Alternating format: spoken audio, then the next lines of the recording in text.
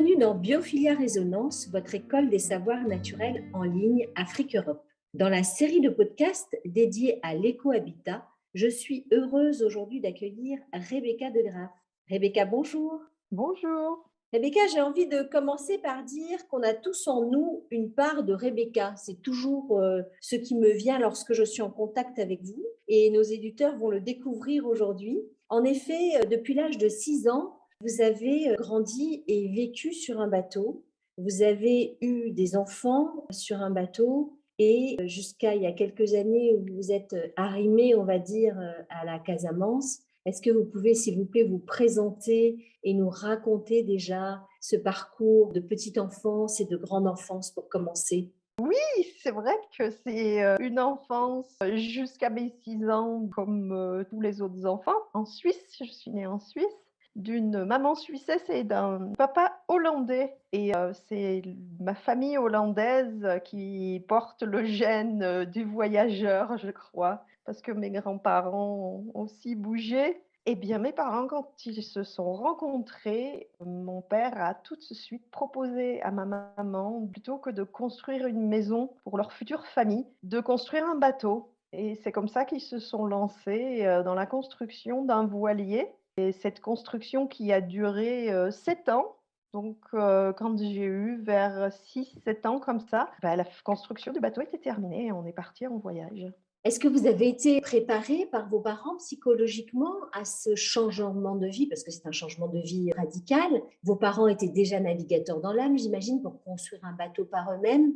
Du coup, ils ont quitté leur travail. Comment est-ce qu'on monte comme ça sur un bateau pour changer de vie? Comment est-ce qu'on arrive même à subsister, j'ai envie de dire?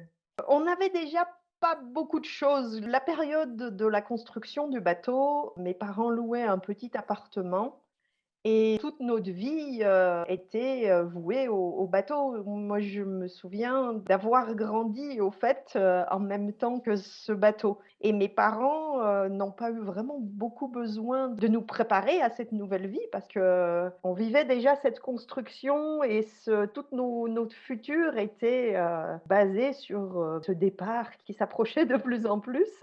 Et mes parents n'ont jamais eu beaucoup d'attaches à terre non plus. Mon père avait un petit boulot, en tant que salarié, donc bah, quand le moment est venu, ben, il a donné sa démission. On a vidé l'appartement, on a rendu les clés et on s'est installé sur le bateau, qui est d'abord parti en camion parce qu'il a été construit en Suisse. Il a été Mmh, mis à l'eau sur le Rhin. On est descendu les canaux jusqu'en Hollande. En Hollande, d'accord. on est resté pendant 2 ans. Au début, pas énormément navigué. Si, quand même sur les bras de mer et tout ça, le week-end, on allait naviguer, mais mon père a travaillé là-bas pour refaire une caisse de bord et c'est après ces 2 ans de Hollande que réellement a commencé le voyage. Vous étiez combien sur ce bateau finalement? Vous disiez nous tout à l'heure. Vous avez des frères et sœurs, Rebecca? Oui, et au fait, mon frère avait 2 ans et demi quand on est parti, plus jeune que moi et donc bah, voilà, frangin, frangine, papa, maman, bah, on était à 5. Il y avait le bateau en plus.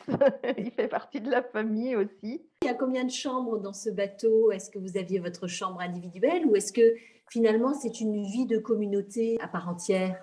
Oui, c'est vrai que les bateaux, de l'époque, donc il a été construit dans les années 70, ce bateau-là et les voiliers de cette époque-là ne ressemblaient pas du tout aux voiliers qu'on peut voir aujourd'hui. Donc, il faisait 44 pieds, ce qui fait 13,50 m de long, mais c'est un modèle, très effilé, très bon bateau pour naviguer et c'était un moins bon bateau pour habiter. Donc, à l'intérieur, c'était assez petit. Mon frère et moi, on n'avait pas de chambre, on avait une banette, c'est-à-dire une petite couchette qui était, au milieu du bateau, à l'endroit où il y avait la table et les bancs. Donc au milieu du bateau, on peut s'imaginer une table avec un côté rabattant pour laisser le passage entre devant, derrière du bateau. De chaque côté de la table, des banquettes et un peu en hauteur de ces banquettes, 2 petites couchettes qui faisaient, 60 centimètres à la tête et puis, 30 centimètres aux pieds et sur 2 mètres de long et ça, c'était notre chez nous. Est-ce que du coup, pendant que votre papa allait au travail dans la journée, à quoi vous occupiez vos jours? Comment était pourvue votre éducation? Que faisait votre maman avec vous? Est-ce que vous sortiez du bateau? Vous étiez à quai? Racontez-nous un jour ordinaire de votre enfance et un jour du quotidien, s'il vous plaît. Alors, les journées à quai, effectivement, mon papa allait travailler, mais dès le début de notre voyage, au fait de notre vie de nomade sur le bateau, dès qu'on est parti de la Hollande, il travaillait, sur d'autres bateaux. Donc toujours, bah, à aider d'autres gens, sur leur bateau en échange, bah, soit de nourriture, soit de parfois de l'argent, parce que, bah, du coup, c'est plus simple. Et dans ces moments-là, nous, avec, ma maman, on faisait un peu de travail d'école, mais on n'avait aucun support, on connaissait pas le CNED, donc l'école, par correspondance, française. Je sais même pas si ça existait à cette époque. Donc elle nous a appris à lire, à écrire, à compter, à calculer un peu. Moi, je détestais ça. Et vu que le bateau était très petit et qu'on n'avait pas beaucoup de place pour être à l'intérieur, avec mon frère, on passait, tout notre temps, libre, quand on ne devait plus aider les parents, aux tâches, du quotidien sur le bateau. C'est-à-dire, aller chercher de l'eau, couper du bois parce qu'on se chauffait et on cuisinait, au bois. Ben on était, dehors avec les pêcheurs, avec les autres enfants des autres bateaux, tout dépend où on était, à ce moment-là. J'en profite pour rappeler à ceux qui nous écoutent que jusqu'à il y a peut-être moins de 5 ans, Rebecca, si je me trompe, arrêtez-moi, vous n'avez jamais vécu sur Terre. Alors, reprenons un petit peu autour de cette petite enfance. Comment on se soigne, comment on vit et comment on se nourrit sur un bateau et en vivant en permanence sur un bateau. Et puis, quel est le tissu ou le lien social? Est-ce que ça ne vous a pas manqué d'aller à l'école, de rencontrer d'autres enfants? Alors, quand j'habitais sur le bateau de mes parents, au fait, on était en Méditerranée la plupart du temps. Donc là-bas, les hivers, ne sont pas les meilleurs moments pour aller naviguer. Donc le rythme de vie pendant toute mon enfance et mon adolescence, c'était les 6 mois d'été, on naviguait, donc on était en cabotage, on changeait de mouillage environ, tous les jours, des fois on restait jusqu'à 3 4 jours au même endroit, mais on bougeait beaucoup. Et puis les mois d'hiver où on se trouvait un port ou un mouillage, protégé, où on allait rester pendant 6 mois, donc sans bouger, pour renflouer la caisse de bord, donc faire des petits boulots pour remettre un peu d'argent de côté et puis aussi faire de l'entretien sur le bateau. Parce qu'un bateau, ça doit toujours être, bien entretenu pour qu'on n'ait pas de mauvaises surprises en mer.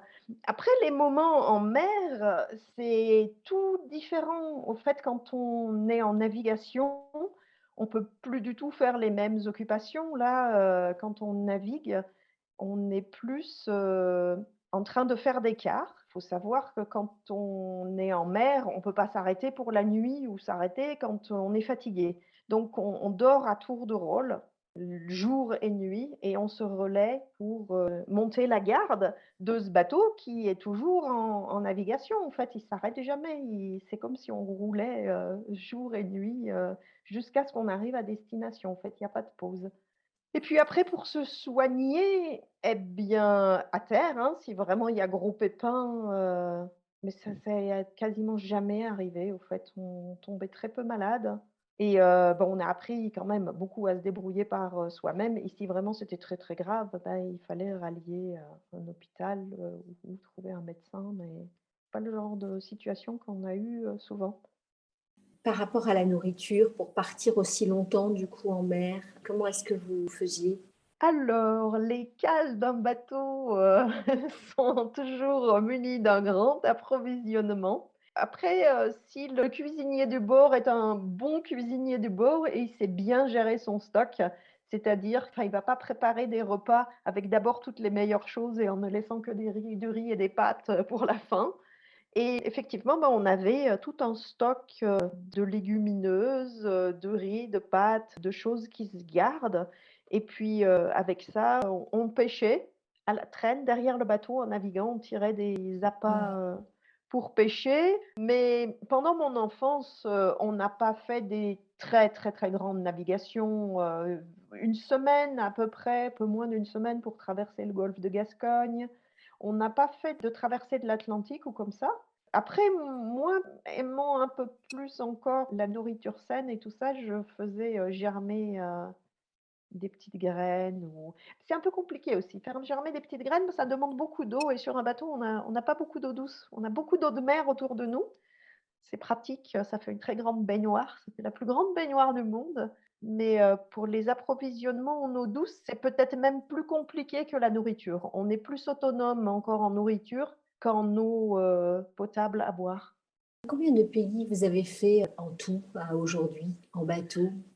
Ça, c'est une question qu'on m'a déjà posée, au fait, et j'ai jamais compté. J'arrive pas à mettre des chiffres là-dessus. Pour moi, c'est comme un puzzle plein d'images ou plein de couleurs, parce que, bah, des pays, ce sont des pays, mais dans ces pays, il y a tellement de rencontres avec tellement de gens, de communautés, de cultures différentes. Au fait, non, je me suis jamais amusée à les aligner, pour en faire un Mmh. trophée. Et ce tissu social, comment est-ce que vous arrivez à le créer finalement? Parce que on fait des rencontres, j'imagine, au gré des voyages.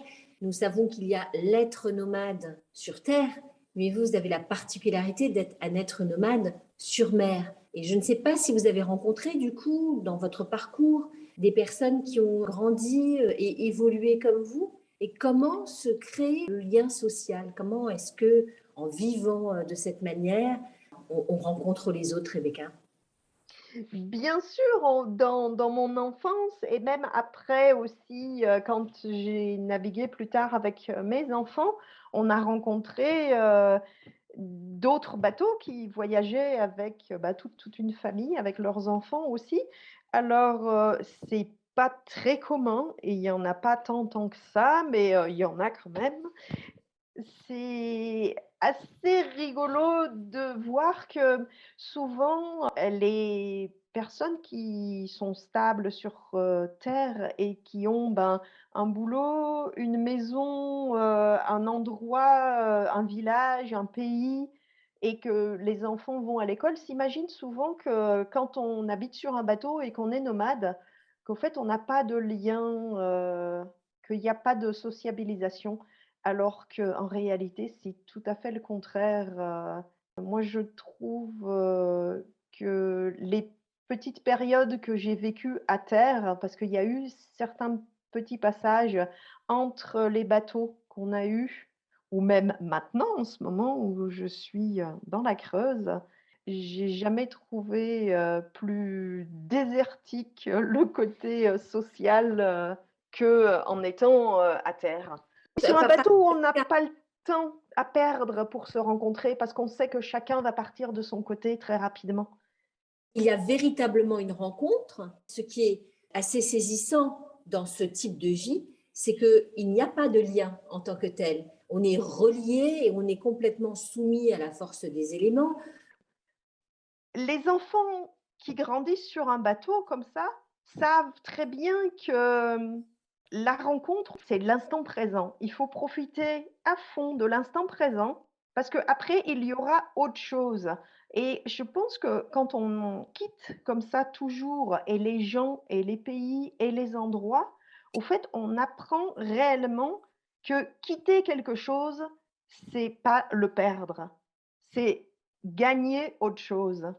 Et ça, Mmh. c'est quelque chose qu'on a appris, très, très jeune. Parce que bien sûr, même notre famille qui habitait à terre, on allait les voir de temps en temps ou les amis, chers ou les nouveaux amis qu'on avait rencontrés, il fallait toujours les quitter. Assez rapidement, les autres pleuraient et nous, on était très heureux de retourner en mer et de voguer vers de nouvelles aventures parce que on savait très bien que si on restait là au nom de cette amitié-là, eh beh, ça coupait toutes les autres et savoir quitter quelque chose, c'est avoir l'opportunité, d'en rencontrer, des millions de plus. Du coup, vous avez absolument grandi donc, dans cette force autonome, hein. C'est beaucoup d'autonomie ce que vous nous partagez, mais également dans quelque chose qui est très à la mode aujourd'hui et qui est le minimalisme, puisque vous nous partagez le fait que vous aviez très peu d'objets autour de vous, vous n'avez pas forcément eu de chambre à vous, vous avez donc grandi en bougeant et en itinérance. Alors comment est-ce qu'on arrive à s'ancrer dans l'être, parce que j'ai bien appelé cela l'être nomade, comment est-ce qu'on arrive à s'ancrer dans l'être tout en étant comme ça perpétuellement en mouvement?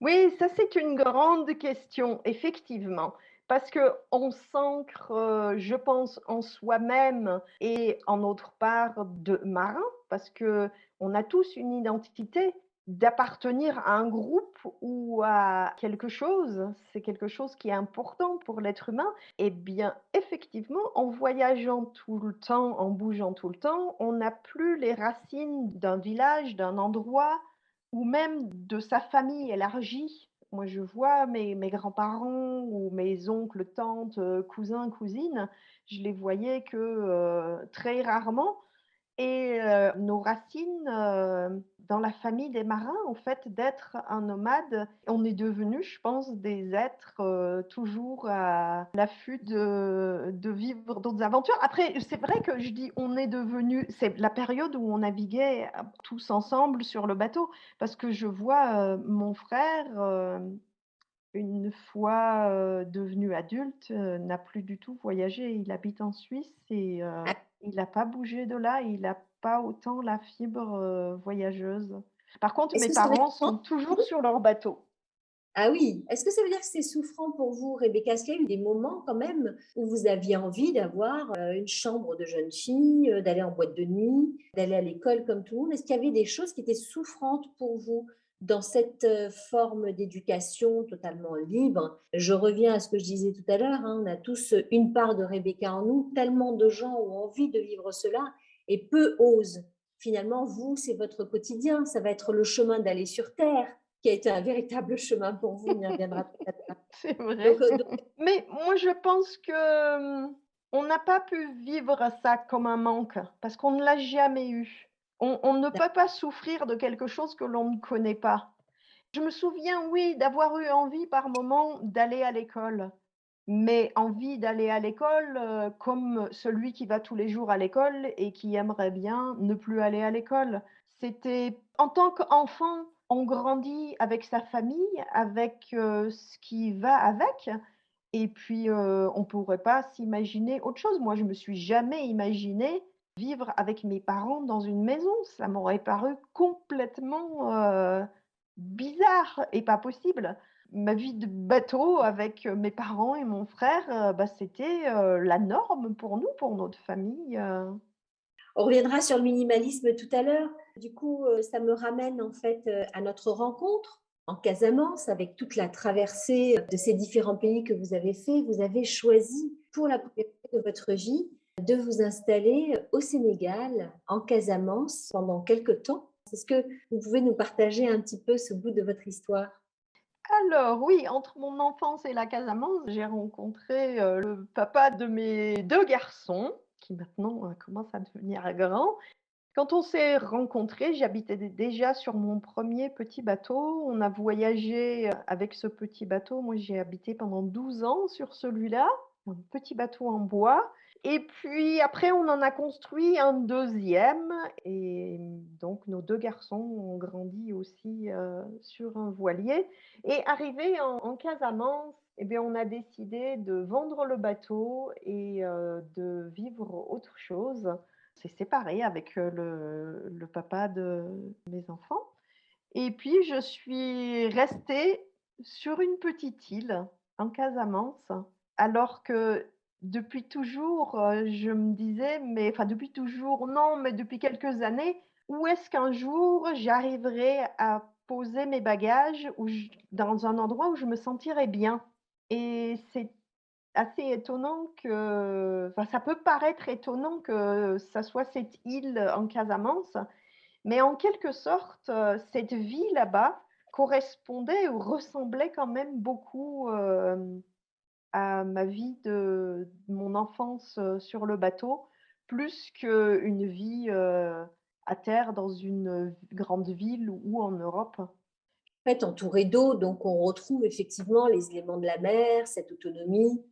Et beaucoup d'autonomie au fait, oui, les Diola habitent encore, assez, traditionnellement et cette vie, ressemblait quand même à en certains points, beaucoup à la vie, que j'avais eue, quand j'étais enfant, avec mes parents. Ça veut dire que vous aviez quand même le désir un peu terrestre finalement. Au fait, ce qui m'a toujours manqué, Et je pense que ce qui manque à la plupart des marins, c'est la terre. Parce que Mmh. quand on vit sur un bateau, on a, les éléments. En plus, nous, on avait le feu, sur tous nos bateaux, on a cuisiné, bon, au gaz quand il fait chaud, mais sinon on s'est chauffé, on a cuisiné sur des cuisinières à bois. Mais il manque toujours la terre et le jardin. Moi, j'ai toujours eu terriblement envie de vouloir faire pousser, des petites choses, de pouvoir manger mes salades, et de cultiver des tomates. Alors aujourd'hui, face, aux catastrophes auxquelles nous assistons, sur la planète, la crise Covid, la guerre, et tout ce qui vient, tout le monde cherche à enfin tout le monde peut-être pas, mais en tout cas ceux qui, sont sur un chemin de conscience ont envie de se libérer des attaches de toutes sortes, de vivre dans des maisons de plus en plus mobiles, sans pour autant vivre sur un bateau. On a de plus en plus d'aménagements, de camping-cars, de camions, de ce que j'appelle moi l'art du minimalisme. Alors vous, vous pourriez nous enseigner cela parce que vous avez vécu comme ça toute votre vie. Mais qu'est-ce que vous avez envie de dire, de partager aux gens de la Terre? Le fait d'être, nomade, libre, de posséder peu. Quand on possède peu, on ne peut que peu perdre. On se relève plus vite si on tombe. Sans parler d'insécurité, mais je pense que le fait de vivre léger, ça rend plus fort, je pense. On s'attache à beaucoup de matériel alors qu'en réalité, ce qui réellement nous donne du bonheur, c'est nous-mêmes. C'est de savoir, se trouver au bon endroit, là où on a envie d'être et de pouvoir en changer, si l'envie, s'en fait ressentir. Mais après, je comprends bien que certaines personnes n'ont pas du tout ça en eux et qu'ils se trouvent très, très bien de vivre toute une vie dans le même village. Pour moi, c'est quelque chose de je pense, oui, c'est le mot est peut-être un peu fort, mais c'est impensable. Je pourrais pas rester, toujours au même endroit. J'aurais automatiquement à un moment envie de prendre mes chaussures et de mettre mon sac à dos et d'aller voir, comme les chèvres, voir si l'herbe est pas plus verte un peu plus loin. Rebecca, je vous remercie beaucoup pour cet échange. Je rappelle que nous sommes dans la série de podcasts dédiés à l'éco-habitat. Alors, vous avez vu que vous, votre éco-habitat, eh bien, votre habitat écologique, votre habitat vivant, c'est le bateau. Et j'ai voulu commencer cette série par vous pour d'un seul coup mettre en perspective dans les écoles des savoirs naturels de Biophilia le fait que lorsqu'on parle d'habitat, on parle d'abord de son corps physique à l'intérieur d'un endroit où l'on vit, qui peut donc être aussi un bateau, mais qui va pas du tout donner la même expérience de vie ni les mêmes enseignements. Et ce bateau ou cette maison est à l'intérieur normalement d'un territoire géographique, ce qui n'est à nouveau pas votre cas, et puis à l'intérieur d'un pays, ce qui n'est à nouveau pas votre cas, mais ce qui est commun à tous, c'est que notre corps, notre maison, notre territoire est à l'intérieur d'une même planète qui est vraiment la planète Terre. Alors voilà pourquoi j'avais envie de commencer par vous, Rebecca, pour dire que à la fois on a tous cette aspiration de sortir de nos coques d'habitat, de nous enfermer dans ces modes de vie bétonnés qui respirent pas, mais aussi de nous échapper, parce qu'il y a en réalité dans ces voyages une échappée mentale, une échappée physique, une échappée intellectuelle. On sort du carcan. Il n'y a pas de meilleur moyen finalement que de sortir du système que d'avoir cette vie-là. Mais après avoir un peu voyagé de différentes manières et expérimenté un peu des vies, à plusieurs, endroits, et je pense que j'ai fait une partie aussi, en camion aménagé. Pour moi, le bateau mais bon, c'était avant Covid ça aussi, hein, et ça date d'il y a quelques années maintenant. Je ne sais pas comment ça a évolué. Mais je trouvais quand même que le vivre sur un bateau, ça permet d'avoir son petit cocon, parce qu'à l'intérieur de la coque, on a notre petite maison, elle n'est pas très grande, mais on a notre chez nous et ça permet de bouger et de voyager avec une énorme liberté. Effectivement, on peut aller d'un pays à l'autre et quand on est au milieu de l'océan, on est vraiment seul au monde. C'est avec tout ce vide autour, il y a juste le ciel, l'horizon et la mer Et effectivement, c'est encore un endroit sur cette planète, je pense, où il y a le plus de liberté comme ça, palpable, facilement, quand le bateau avance sous voile, sans aucune énergie, mis à part celle, de la mer et du vent, c'est vrai que c'est des sentiments de grande liberté que j'ai plus de mal à retrouver, sur terre. Alors aujourd'hui, d'après vous, on est sur la planète Terre ou sur la planète Océan? Mais après cette liberté de la mer, en fait, on ne peut que la vivre grâce à la terre parce que, il y a beaucoup de liberté sur l'océan, mais on ne peut pas vivre, indéfiniment, sur la mer. Sur la mer, rien ne pousse et dans nos voyages, en bateau, pour nous, on n'était pas des navigateurs très rapides parce qu'on passait beaucoup de temps, avec les gens, à terre, à rencontrer, et à visiter les pays, dans lesquels on allait. On passait peut-être, j'ai jamais fait de calcul, mais 10-15 de notre temps, en mer et peut-être même pas, peut-être même moins que ça et tout le reste se déroulait, quand même à terre.